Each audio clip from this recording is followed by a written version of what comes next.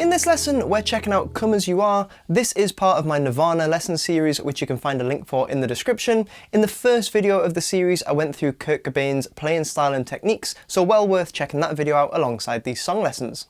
This is another track that lots of students request to learn. It's got a really catchy riff and some cool guitar sounds. It's where a lot of guitar players first discover the chorus effect, which is really distinctive in this track.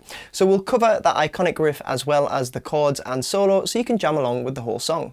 Now we're in D standard tuning for this one, meaning every string is tuned down a tone, although when Nirvana played it live they were often in E flat tuning, so only one semitone below standard rather than a tone. That includes the unplugged version, so just make sure that you're in the right tuning for the version that you want to jam along with, and with that in mind, let's take a look. So starting with the main riff, which doubles up as the verse backing. As I mentioned, this part has a chorus effect on, which is part of the modulation family, which gives you these kind of warbly and shimmery sounds, which can really enhance the sound of a track. You could also experiment with a bit of very mild overdrive and a bit of reverb for ambience. So just to demonstrate this, here is the riff with no effects on at all.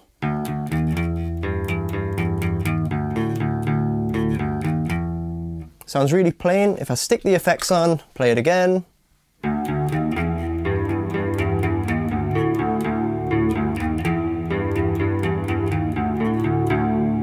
It becomes much more reminiscent of the original track.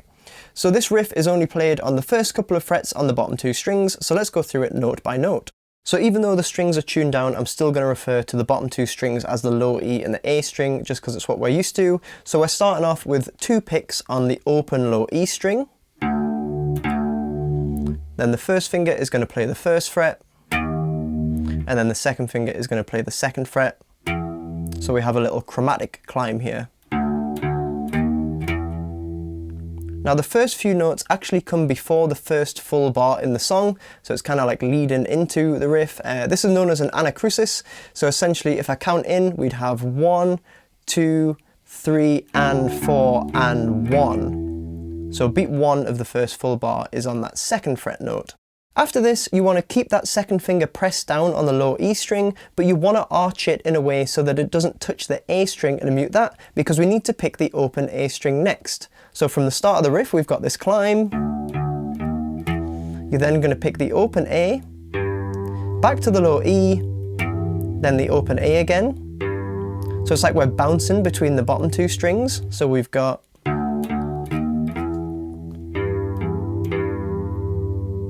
following this, we're going to pick the low E string twice, still holding the second fret. Then we're going to descend, so first finger comes and plays the first fret. Then we've got the open low E string. To second finger, playing second fret on the A string. 2 open low E strings. And then the second finger on the A string again. So if we put all of that together,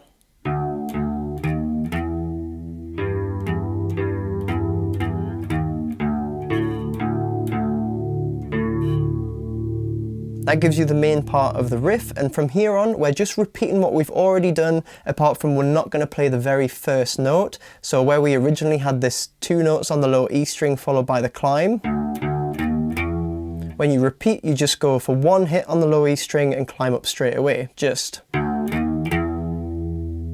Okay, so if I play the full thing with a couple of repetitions so you can see how it all fits together, that would sound like this.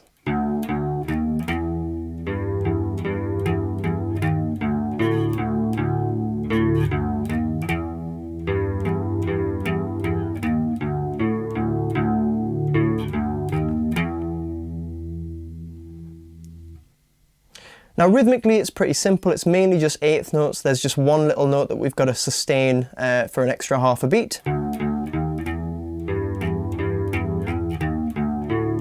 And it's this second hit of the low E string towards the end of the riff. Just let that note ring out slightly longer than the others before catching that A string and then beginning the climb again. So once more, just have a listen to the rhythm this time.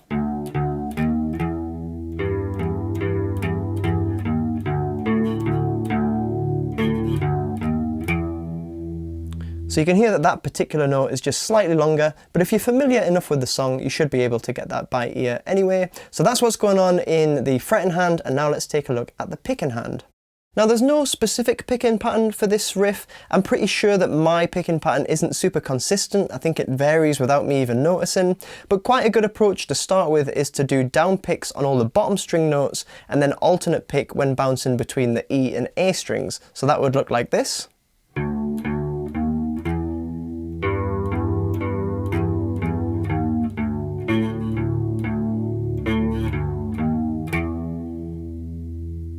Now that version is using inward picking because I'm always picking in towards the middle of the two strings, but if you're more of an outward picker you could flip it, so you're picking outwards from the middle of the two strings. Just go with your preference. I've got a whole video on alternate picking and inward and outward picking, so I'll link that in the video cards in case it's helpful. Now you can do all down picks, but it's not quite as smooth and efficient.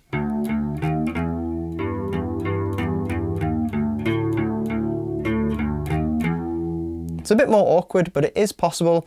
But you can see Kurt Cobain alt picking in live footage, so you might want to stick with that just to make it more authentic, and it might also just help it feel a little bit more natural and smooth.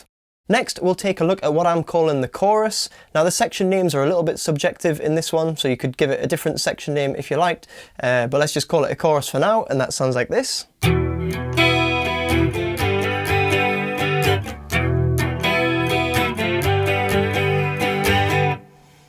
So what we've got going on here is an F-sharp power chord rooted on the 2nd fret of the low E string, and it's typical Kurt Cobain style power chords which I went over in that first lesson of the series, so I'll pop a link to that in the cards as well. But essentially we're using the 3rd finger to bar the higher notes, but also in this one we've got the 1st finger barring the top 2 strings, so the B and high E. So we've got some extra notes up top which we're going to catch on the up strums, so can hear them extra higher notes coming through, and it's important to note that these don't actually change the chord type. It is still just a power chord, just kind of an expanded one with some extra octaves.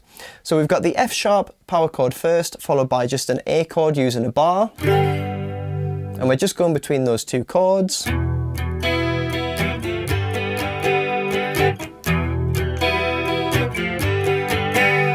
Strumming wise, we've just got your standard Old Faithful strumming pattern on the F sharp, so down, down, up, up, down, up.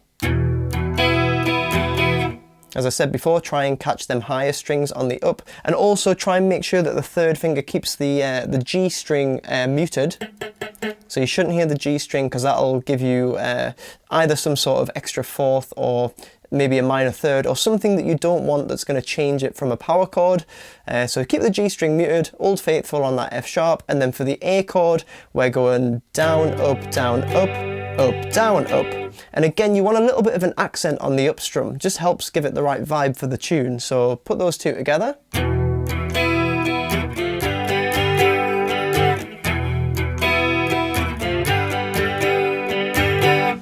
And we get 4 repetitions of those 2 chords, and that gives us the chorus. After the first chorus, you're going to transition back straight into the riff. But after the second chorus, we're going to go into the bridge, so let's take a look at that section now. When the bridge kicks in, it sounds like there's a couple of layers of guitars in the mix. The most prominent one is a distorted guitar, so that's probably the thing you want to prioritize. So for this, as I say, stuck a little bit of distortion on, turned the chorus off for this one, but you could experiment with leaving it on. But we're going to play a B power chord using the Kurt Cobain style rooted on the 2nd fret of the A string. Now sometimes you will catch the major 3rd by accidentally barring too much with the 3rd finger, but that's absolutely fine. It kind of improves the sound, so you want to let that come through sometimes. And we're just doing Old Faithful strumming, so down, down, up, down, up. And then the other chord that he does is a typical Kurt Cobain D chord, played with just the 1st and 2nd finger. And again, he's kind of half barring with the 1st finger, so sometimes you'll hear that major 3rd on top. Without it, you would just get an open D power chord. I've got the thumb coming over to make sure that the bottom 2 strings don't ring out. But sometimes you might want to bar with that 1st finger a bit as well, so you catch like the full major D chord. And that one's also just Old Faithful strumming. Put them together and play them 4 times and you get the distorted part of the bridge.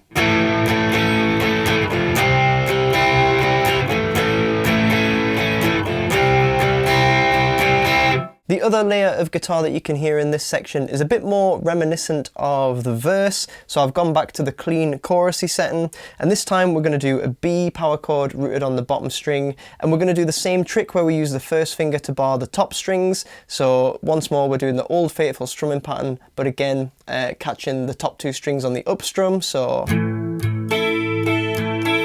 And again, I've made sure that the third finger is muting the G string so we don't get any unwanted notes.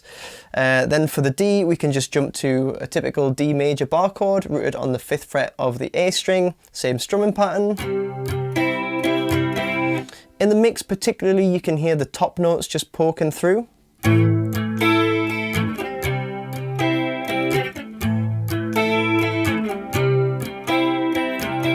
They sort of intertwine with the distorted guitar as well, so try layering those two up and see if you can mimic the sound of that original track.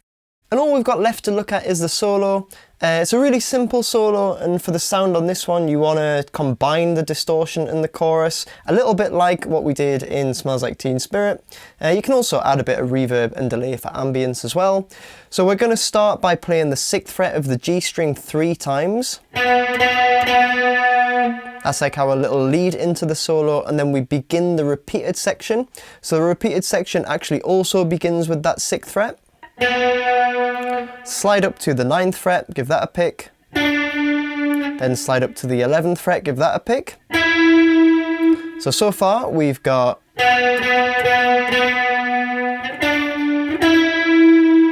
Then we're back down 6, 9, 11 again. And in total we play that 6, 9, 11 run 3 times, but remember you've got the extra 3 6th fret notes at the start, so if we put all that together we've got...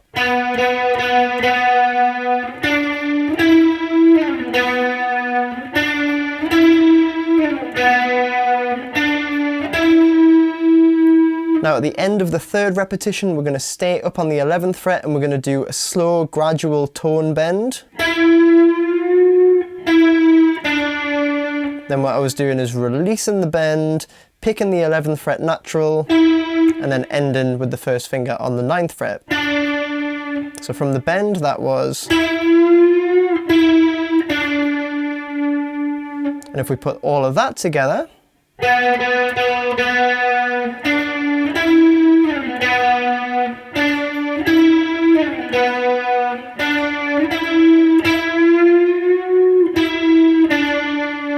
And then we start again from the 6th fret, but we omit the 3 at the start. We're just doing the repeated section, so straight into the 3-note run.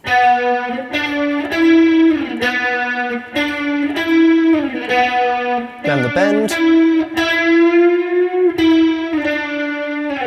And we get 4 times through all of that, and that gives us the full solo. So quite a simple one, but you got to use your ear to make sure you get the timing right and the feel. So, you know, making sure that you bend the string gradually enough to make it sound like the original track. It's very easy to overdo it. Definitely, if you've got a looper pedal, try looping the main riff and then practice the solo over the top. That'll be really good practice for your timing and feel. I hope you've enjoyed taking a look at this one. Do take your time with that riff and make sure you're playing it accurately, and then it shouldn't take you too long to add the extra chords and solo after so you can jam along with the whole song. The guitar sounds are an important part of the character in this one, so do take some time to experiment with your settings and try and match the sound of the original recording.